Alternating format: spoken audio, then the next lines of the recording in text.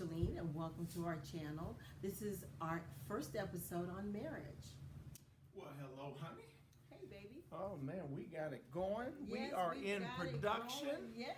Oh, how exciting. It is Let me get exciting. comfortable here. Yes, it is. Yeah, wow. So how long have we been knowing each other? 28 years now. We've been married 27. And how long have you been married to me? 27 years. Oh, my goodness, we've been married 27 years. Yeah. All right, together 28. We've been together for a while. For a minute. Okay, I think we might have something A to little say. share. Just a little bit something to share. Yeah. And in this series, you know, we're gonna share with couples and family on marriage.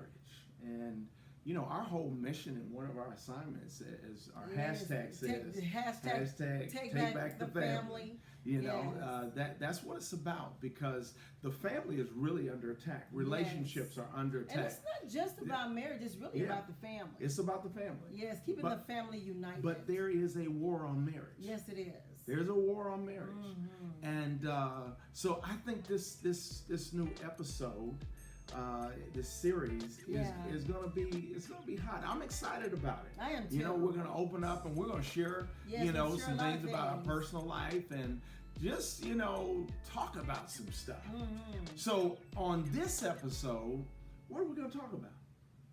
How marriage can be hard. How marriage can be hard. Yes. All right, hold that thought. Yes, We'll be right back. Found myself in the middle of a fight. Does that ever happen? Men, just blink at me 3 times if you know what I'm talking about. Like 1 minute everything's cool, next minute you're in the middle of the fight because you never saw the fight start because you never said anything. You never said anything. We're back. We're back. Wow, how exciting is this? Hey, you know, we talked about, we've been through some things ourselves. Yes. And the reality is marriage can be hard. But what are some of the elements that make marriage hard? Because it really doesn't have to be hard. No. But, you know, I think we, the people, make things hard, like we make marriage hard and we make doing life hard and, you know, family, the whole 9 shots. So, you know, what's one thing that you think makes marriage hard for people? I think what makes marriage hard for people is when they're more set on getting their way and they're not really sensitive to one another. They're more set on operating on as a solo act more they are as a unit, as a one unit act. You know, because when you act like you're, you know, because some people... So the fight or challenge to become one? The challenge to become one. Okay. Because that's the main challenge, the challenge of becoming one. And sometimes when you get married, especially initially when you're married, you know, you've come from being single, having everything your way, having what you want to eat, where you want to go, you know, who you want to see. And then now... Hold on, do you remember, I don't mean to cut you off, do you remember when we first got married? And, you know, I said, boy, the kids just eat up everything. And so I started buying things and I started putting a tag on it. Yeah, you were putting tags in the refrigerator. Do not touch. Yes, this is mine. You minions. Yes. you gremlins. You munchy munchers. Yes, Mr. Snackums. Yeah, Mr. Snackums. We have a grandson. He's a snacker. But that was just so crazy. And I think, again, that's, you know, that kind of makes, you know, marriage and family hard. But yes, it does. Go back to what you were saying. I was saying, like, initially in the marriage, you know, because you're so used to being a solo act, you have to learn one another. You have to learn each other's idiosyncrasies, you know, what the person likes and doesn't like. And it's not anymore about what you like and what you don't like. It's really about catering to the other person and their needs and what they need in the marriage. Now, with that thought, I love that. I love what you said. Now, is it a possibility that some of that plays to us really needing, you know, couples needing to understand how to overcome expectations, you know, based on family experiences, meaning, you know, your upbringing, you know, relationships you observed and experienced your whole life that, you know, they did it a certain, mom and daddy did it a certain way, or mama did it a certain way, or grandpa and mama did it a certain way. And so it's very likely that experience when you were coming up, which shaped and formed your beliefs.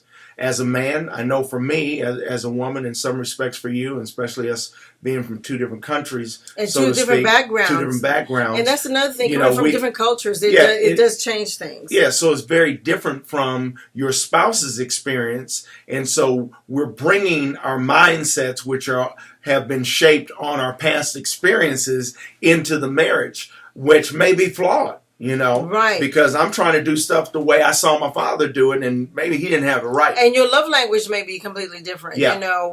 Maybe I express my love language based on, words and affirmations, and your love language is just duties and things. Okay. So our love language may be different, or our upbringing could have been really, really different. I'm from the islands, and you're from, America. So, South, yeah. So, we have to learn to adjust to one another. And we have to learn to, just be sensitive to one another. So with that, what you're saying, could we say that has something to do with, the need to learn how to settle into roles? Because there's a role that a man should play in marriage. There's a role that a woman should play. So yes, it's really good for you to stay in your lane. That's why it's one of my favorite lines. You like saying that? Yeah. That's my favorite. Stay in your lane. You're on my side of the street. Or some things that you own or I own, and sometimes we take on each other's, hypothetically speaking, our baggages. Okay. Baggages from the past, baggages from family upbringing. So the differences cause challenges. For example, the man might be a night owl who hangs out, with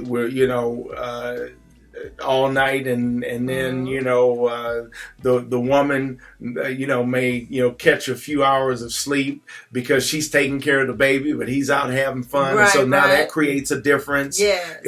Or trying to learn the roles and how to complement each other and accommodate each other. I think that's one of the challenges, I think sometimes in marriage or in relationships, period, is learning how to not just settle into a role, but how to accommodate each other. To accommodate each other. And then too, like you make the lunches, for an example, just to give an example, you make the lunches and, and I'll dress the kids for school kind of thing. Mm-hmm. And so we agree to those roles, and it makes it easy for you because maybe your strength is making the lunch. Okay. And maybe my strength might be getting them dressed, getting them up and getting them dressed. Or maybe my strength is bookkeeping, and your strength is, something else. We have to learn our strengths and our weaknesses. Yeah. And we are not to depict one another's weaknesses. We're to complement each other where the strong becomes available to the weak. So, sometimes I think we have to understand the dynamics of in relationship where one person can walk that line of pessimism while the other, the diehard optimist helps the other see the silver lining, and just learning how to receive from each other. Right. And there's differences of opinions of how we express ourselves based on sometimes our past, based on our parents, based on a lot of things. So I come to find that the habits that we've formed cause a lot of challenge and hardship in marriage. Even the smallest of your spouse's habits can get under your skin. Mm-hmm. Give me a big amen. Amen, brother. And fester if you let it. Mm-hmm. You got to hear what I just said. Mm-hmm. Even the smallest of your spouse's habits can really get under your skin and fester if you allow it to.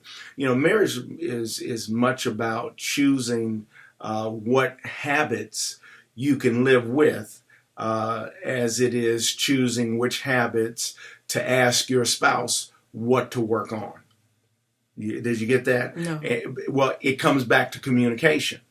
So we have to, choose the habits that we can live with, as the same for choosing which habits that we need to ask our spouse to work on. In other words, there's some things that, watch this, I can't rock with. There's some things that doesn't work for you, that, my habits that doesn't work for you. And I have to be willing to let that habit go, or allow that habit to die, or figure out how to kill that habit so it doesn't bring in negativity or destruction.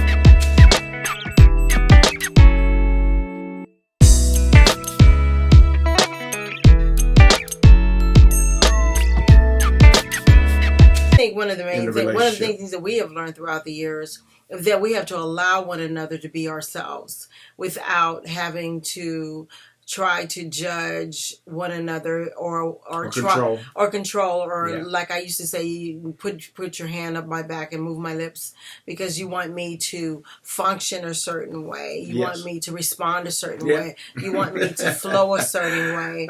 And I don't think it's fair in a relationship. I think it's very important that that you should feel free to be free in a relationship, to be yourself, to express yourself however it is that you feel, and not be ridiculed, criticized, ostracized. So not allowing your partner to be themselves right, can create hardships. It can create a lot of hardship. There's a sister, Terrell Givens, that said, "Love is found in the face of differences, not sameness." And I thought that was very powerful because we're two different people. You're two different people, right?